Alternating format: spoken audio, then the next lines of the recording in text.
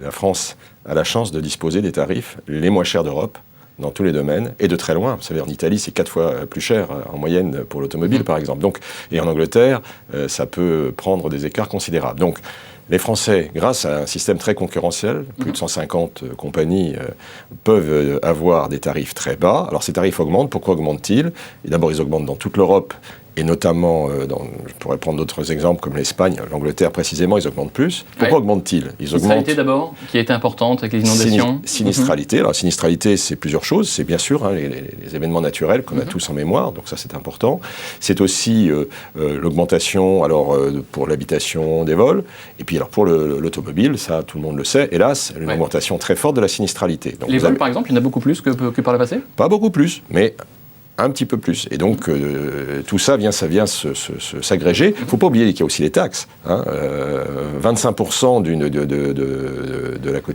ce que vous payez pour une assurance automobile va à l'État.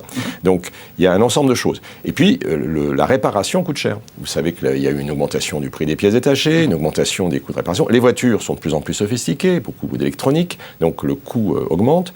En matière de sinistralité pour les personnes, le nombre de personnes qui ont été blessées a augmenté, le nombre de personnes qui ont été hospitalisées a augmenté. Donc tout ceci se traduit par des augmentations qui sont d'ailleurs variables, vous avez dit, selon les secteurs, c'est aussi selon les entreprises. C'est-à-dire que c'est quand même un secteur concurrentiel et chaque entreprise, chaque compagnie a fait ses choix.